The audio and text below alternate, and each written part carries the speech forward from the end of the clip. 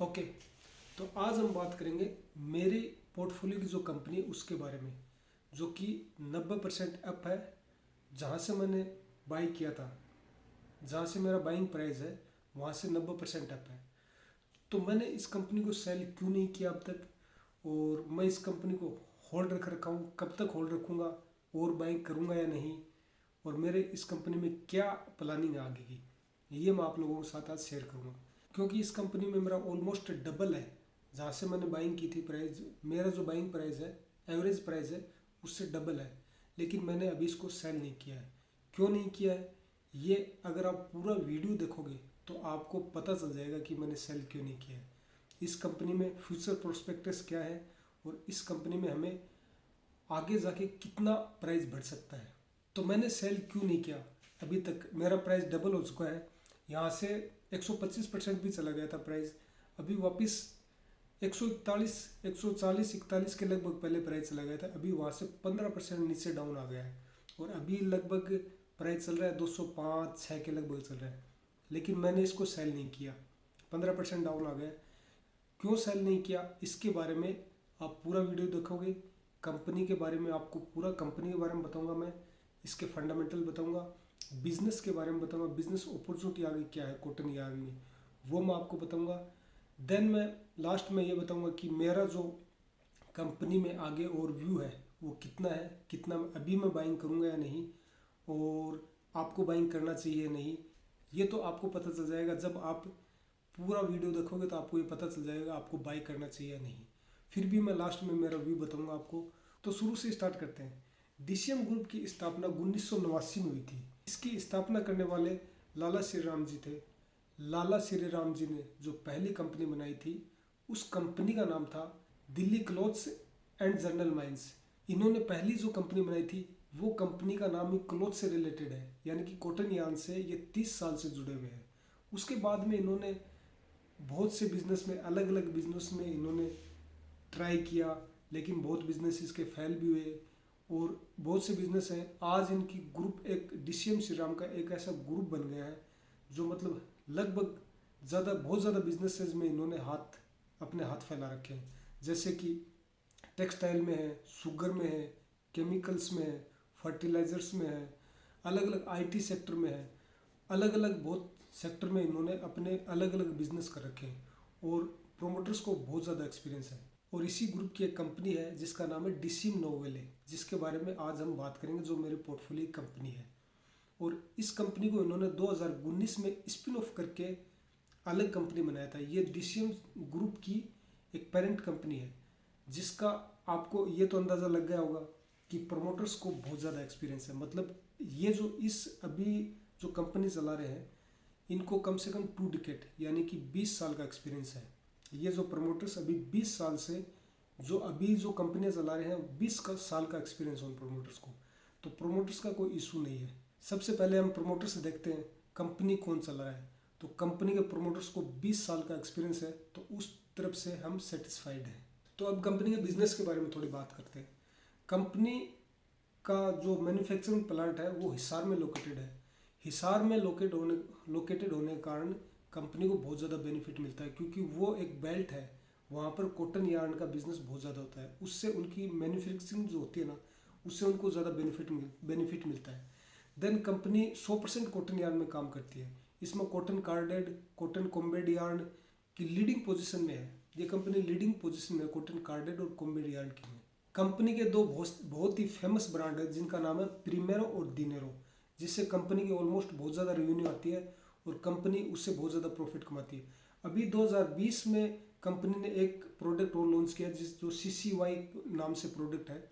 वो भी कंपनी का बहुत अच्छा चल रहा है, और उससे भी कंपनी बहुत अच्छा रेवेन्यू जनरेट कर रही है, और प्रॉफिट बहुत अच्छा हो रहा है कंपनी। और कंपनी की प्रेजेंस जो कंपनी है वो 50% तो अपने इंडियन मार्केट में एक्सपोर्ट करती है, अपने इंडियन मार्केट में अपना जो प्रोडक्ट है वो सेल करती है। देन 50% बाहर एक्सपोर्ट करती है। मतलब कंपनी की प्रेजेंस है वो बाहर और इंडिया में 50% है, जिससे कंपनी को बहुत ज़्यादा फायदा मिलता है। जैसे बाहर कंपनी एक्सपोर्ट करती है तो उसमें बहुत सी कंट्री, 30 कंट्री में एक्सपोर्ट करती है, लगभग 30 कंट्रियों में एक्सपोर्ट करती है। जैसे कि सिंगापुर, तुर्की, Colombia, China, South Africa, Brazil, मतलब जो कंपनी का एक्सपोर्ट बिजनेस है ना बाहर, वो भी बहुत अच्छा है और डोमेस्टिक में भी बहुत बढ़िया डिमांड है अभी। तो आगे आने वाले टाइम में कंपनी को बहुत बढ़िया प्रॉफिट मिलने का चांस है। अभी हम कोई भी कंपनी लेते हैं तो क्यों लेते हैं? अभी हम कोई भी जैसे बिजनेस करते हैं, कोई स्टॉक खरीदते हैं तो क्यों खरीदते हैं? हमें फ्यूचर प्रोस्पेक्टिव के हिसाब से खरीदते हैं, ना कि हमें पास्ट में क्या हुआ उसके हिसाब से नहीं खरीदते। फ्यूचर में क्या होगा, फ्यूचर में क्या होने के कारण इस कंपनी को प्रॉफिट होगा, इस कारण से हम फ्यूचर में इस कारण से हम कंपनी को खरीदते हैं, प्राइस खरीदते हैं कि हमारा प्राइस डबल तिबल 5 गुना 10 गुना हो।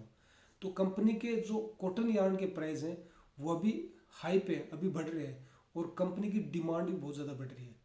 जैसे कॉटन यार्न की डिमांड है ना वो बहुत ज़्यादा बढ़ रही है और जिससे कंपनी को बहुत ज़्यादा फायदा हुआ। अभी जैसे मतलब कोविड में क्या हुआ था, कोविड में कंज्यूमर्स हैं जो बाई करने वाले हैं वो घरों में कैद थे तो वो बाहर निकले नहीं, इसके कारण कंपनी की जो रेवेन्यू थी वो ज़्यादा नहीं हुई।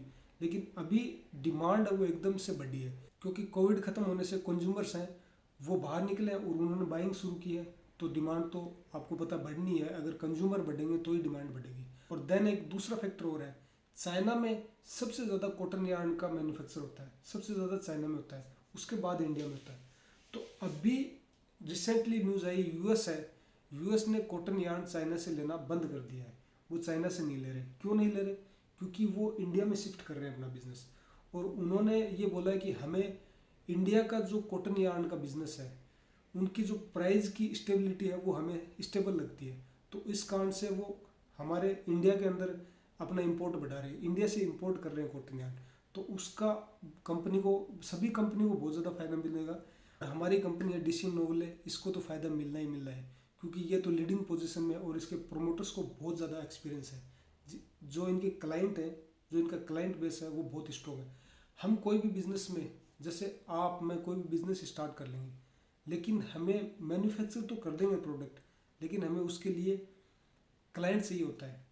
तो इस कंपनी का सबसे मेन पॉइंट क्या है, मेरा इन्वेस्टमेंट करने का मेन पॉइंट क्या है कि ये कंपनी स्पिन ऑफ हो गई है। तो प्रोमोटर्स के क्लाइंट बेस है वो बना हुआ है। कंपनी को करना क्या है, प्रोडक्ट बनाना है और क्लाइंट कंपनी के पास है, उसको क्लाइंट सर्च करने की जरूरत नहीं है। हम जो भी बिजनेस स्टार्ट करते हैं, जो बिजनेस नया छोटा स्मॉल कैप कंपनी का बिजनेस होता है, उसमें प्रॉब्लम ये होती है कि क्लाइंट नहीं मिलता, सेल्स नहीं बढ़ती। तो सेल्स नहीं बढ़ेगी तो प्रॉफिट नहीं आएगा और प्रॉफिट नहीं बढ़ेगा तो शेयर प्राइस नहीं बढ़ेगा। तो इसलिए मैं इस कंपनी में ज़्यादा बुलिश हूँ क्योंकि इसमें डिमांड अभी बढ़ रही है और चाइना से शिफ्ट होके इंडिया में बिजनेस आ रहा है। तो इसका मेरे को लगता है कि आगे आने वाले टाइम में इस कंपनी को बेनिफिट होगा और इसका प्राइस आगे और बढ़ेगा तो उसका हमें फ़ायदा मिलेगा। अब थोड़ी कंपनी के फंडामेंटल्स की बात कर लेते हैं जो कि बहुत मेन चीज़ होती है। जो भी जिस भी बिजनेस में हम इन्वेस्ट करते हैं तो फंडामेंटल देखने बहुत ज़रूरी होते हैं। ये पीछे के फंडामेंटल है, हम आगे के फ्यूचर प्रोस्पेक्टस पे करके हम ज़्यादा इन्वेस्ट करेंगे, लेकिन फंडामेंटल्स भी बहुत ज़रूरी होते हैं। तो फंडामेंटल्स थोड़े देख लेते हैं। कंपनी की जो मार्केट कैप है वो 386 करोड़ है अभी फ़िलहाल में। डिविडेंड यील्ड कंपनी दे नहीं रही है क्योंकि छोटी कंपनी है, ग्रोथ कंपनी है, तो डिविडेंड इस कंपनी में नहीं है। ROE 18% है जो कि बहुत अच्छी है। अभी देखो ये मेन पॉइंट है, PE कंपनी की 6 की चल रही है, अभी 6 की PE है और इंडस्ट्री की PE है 11 की। तो ये एक बड़ा पॉइंट मिलता है। अगर कंपनी का अर्निंग पर शेयर, मैं आपको आगे अर्निंग पर शेयर दिखाऊंगा कंपनी का, वो अगर ऐसे ही चलता रहता तो ये कंपनी यहाँ से डबल होने के, आसानी से डबल हो सकती है। मतलब बहुत ज़्यादा चांस है कि कंपनी यहाँ से डबल हो सकती है। ROIC, return on investment capital 11% है, 10 से ऊपर है, सही है, कोई दिक्कत नहीं है। डेट टू इक्विटी रेशियो 0.19 है, सॉरी 0.90 है, मतलब 1 से नीचे है, 1% से नीचे है तो ठीक है। डेट टू इक्विटी रेशियो ज़्यादा नहीं है। प्रोमोटर्स होल्डिंग बढ़िया है, कंपनी की प्रोमोटर्स होल्डिंग 50% है, कोई दिक्कत नहीं है। अभी हम कंपनी के थोड़े फंडामेंटली और बात करते हैं, sales growth, profit and earning per share. Then उसके बाद में क्वार्टरली रिजल्ट दिखा रखी है मैंने इसको आप में। तो अभी देखो सेल्स ग्रोथ 2019 से लेकर 2022 तक 668 से 678 करोड़ है, ज़्यादा नहीं बढ़ी। 2022 का ये अनुमान लगा रखा है, जो 2021 तक 563 करोड़ आई है। लेकिन आप प्रॉफिट देखो, प्रॉफिट 2019 में 39 करोड़ था, 2022 का अनुमान है 66 करोड़ का। और अर्निंग पर शेयर कंपनी का बढ़ सकता है यहाँ से 35 0.55 आ सकता है। अगर ये आता है तो कंपनी का प्राइस यहाँ से डबल जाता है, और जो प्रोस्पेक्टस मैंने आपको बताए हैं उस हिसाब से कंपनी के पूरे पूरे चांस है बढ़ने के। देन क्वार्टरली रिजल्ट मैं आपको इसलिए दिखा रहा हूँ कि आगे ये 2 क्वार्टरली रिजल्ट्स हैं बढ़िया आए हैं, और अगर ऐसे ही बढ़िया रिजल्ट आते रहते हैं, डिमांड कंपनी में है, कॉटन यार्न की डिमांड बढ़ रही है, अगर ऐसे ही रिजल्ट आते रहते हैं तो अर्निंग पर शेयर बढ़ेंगे, और अर्निंग पर शेयर बढ़ेंगे, प्रॉफिट्स बढ़ेंगे, तो कंपनी के प्राइस बढ़ेंगे। देखो 2021 मार्च में 24 करोड़ का प्रॉफिट किया है, 2021 जून में 29 करोड़ का प्रॉफिट किया है। अगर यही प्रॉफिट करते रहते हैं तो 66 करोड़ का प्रॉफिट जो 2022 में मैंने आपको बताया, ये तो आसानी से अचीव कर सकते हैं। अभी मैंने आपको कंपनी के बारे में बता दिया है, कंपनी के जो फ्यूचर प्रोस्पेक्टस हैं उसके बारे में बताया है, ग्रुप प्रोमोटर्स के बारे में बताया, स्ट्रॉन्ग प्रोमोटर्स हैं, प्रोमोटर्स का कोई इशू नहीं है। तो अभी आप डिसाइड करें कि आपको अपने वित्तीय सलाहकार से सलाह लें और डिसाइड करें आपको खरीदना है या नहीं। मैं मेरी राय बताता हूँ कि मैं इस कंपनी में 85 से बाइंग करने लगा था। 85 से 143 तक मैंने अपर साइड में, मैं कोई भी शेयर लेता हूँ अपर साइड में बाइंग करता हूँ, नीचे जाता है तब मैं कभी ना बाइंग करता, क्योंकि नीचे जाता है शेयर का कोई पता नहीं होता कहाँ तक जाएगा, कोई स्टॉक प्राइस का पता नहीं। तो मैं 85 से बाइंग करने का लगा था, 143 मेरा लास्ट प्राइस था।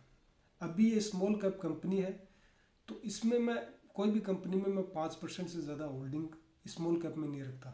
मिड कैप में मैं 20% भी बढ़ा देता हूँ, लेकिन ये छोटी कंपनी है। इसमें क्या प्रॉब्लम क्या है, इस कंपनी के मैं माइनस पॉइंट इसलिए बता रहा हूँ कि आप ये नहीं कि अभी जाके इन्वेस्टमेंट कर दो। तो इसमें प्रॉब्लम क्या है, जब भी इस कंपनी में सेलिंग आती है, जैसे मैं तो इसको अभी मार्च से बाइंग कर, अभी मार्च से 2021 मार्च से बाइंग करने लगा हूँ ना कंपनी को। तो इसमें क्या होता है, मैं तो इसको देख रहा हूँ तब से, जब कंपनी में सेलिंग आती है, सेल करने वाले ज़्यादा आते हैं, तो आप सेल नहीं कर सकोगे, क्योंकि इसमें सर्किट लगते हैं, 5% के सर्किट 5% के हिसाब से नीचे गिरती है। उसमें फ़ायदा भी है नुकसान भी है।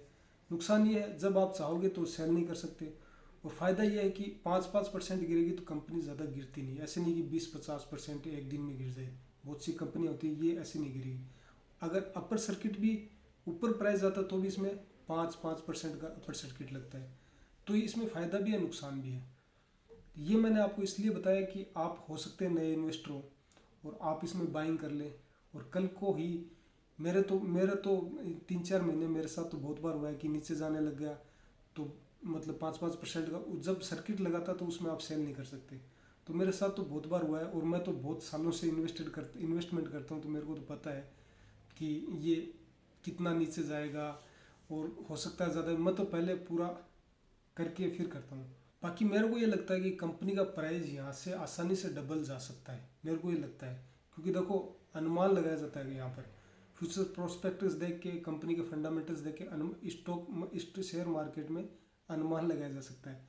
इवन वारन बफेट साहब, राकेश जूनेवाला जी, ये भी अनुमान लगाते, ये भी कभी नहीं बोलते कि मैं गारंटी लेता हूँ इसके प्राइस ऊपर चले जाएंगे। इसमें अनुमान लगाया जा सकता है। तो मेरे को ये लगता है कि इसका प्राइस डबल जा सकता है, यहाँ से और भी ज़्यादा जा सकता है। मैं अभी इसको सेल नहीं करूँगा, ना इसको मैं बाइंग करूँगा, क्योंकि मेरी एवरेज प्राइस ठीक आ रखी है, और मैंने इसमें 3-4-5% मेरा होल्डिंग मैंने बना ली है। हो सकता है बहुत ही बड़े रिजल्ट आ जाएंगे कंपनी के, तो हो सकता है और बाइंग भी कर लूँ, और हो सकता है कल को बढ़िया रिजल्ट नहीं आए कंपनी के तो मैं इसको सेल भी कर सकता हूँ। इसका कल का किसी को पता नहीं होता। लेकिन अभी इस कंपनी में मेरा व्यू 3 से 4 क्वार्टर का है, मतलब 1 साल का व्यू है, कैसे यह कंपनी के रिजल्ट आते हैं। अगर बड़े रिजल्ट आते रहते हैं तो मैं कंपनी को लॉन्ग टर्म भी होल्ड कर सकता हूँ, क्योंकि सुपर कंपनी है, प्रोमोटर्स बहुत अच्छे हैं। तो डीसीएम नोवेले के बारे में यही एक एनालिसिस थी। आपको अच्छी लगी है तो लाइक करें, शेयर करें, सब्सक्राइब करें।